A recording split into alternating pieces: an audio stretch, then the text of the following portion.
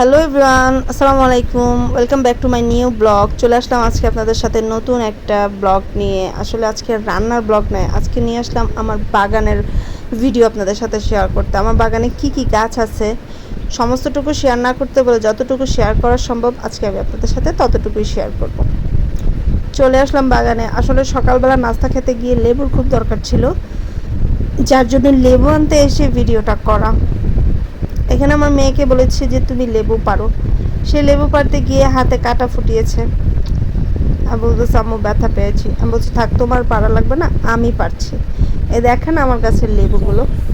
আমি এখানে অনেকগুলো লেবুই পেরে নিয়েছিলাম, যদিও অলমোস্ট শেষ লেবু। এই গাছটা অনেক লেবু হয়েছিল। আলহামদুলিল্লাহ, রমজানের আগের থেকে লেবু খাচ্ছি এই গাছের লেবু এখনো পর্যন্ত আছে, আবার নতুন করে ফুলও ফুটেছে। খুব ভালো একটা গাছ আমার, মাশাআল্লাহ, আলহামদুলিল্লাহ, অনেক লেবু দিয়েছে। দেখেন আমি তুলছি আর মেয়ের হাতে দিচ্ছিলাম। এদিকে আমার একটা আম গাছ, দেখেন কি সুন্দর আম, মাশাআল্লাহ। এখনই কালার চলে আসছে, যদিও এখনো পাকেনি। এই আম গাছটার নাম সম্ভবত ব্যানানা, নইলে অন্য কিছু হইতে পারে, আমার সঠিক জানা নেই। দেখেন আমার ডালিম গাছ, অনেক ডালিম ধরে আছে, কিন্তু ডালিমগুলো এখনো পর্যন্ত পাকেনি। দেখেন কতগুলো ডালিম, মাশাআল্লাহ মাশাআল্লাহ। সবাই কিন্তু মাশাআল্লাহ বলবেন, মাশাআল্লাহ বলতে কিন্তু কেউ ভুলবেন না।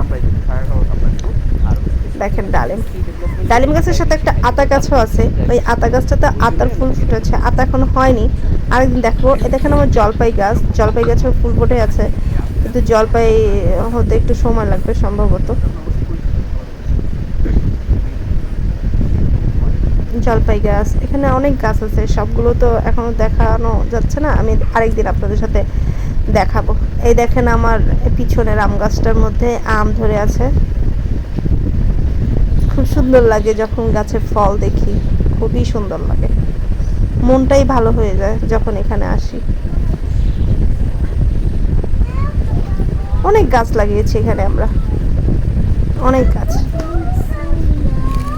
সব রকমের গাছই আছে মোটামুটি।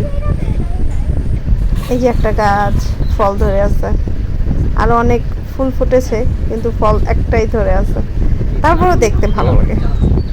কি সুন্দর ফল হয়ে থাকে গাছের মধ্যে। এগুলা তো খাওয়াটা আসলে বড় কথা না, দেখাটাই হচ্ছে বড় কথা। ওই যে দেখেন লেবু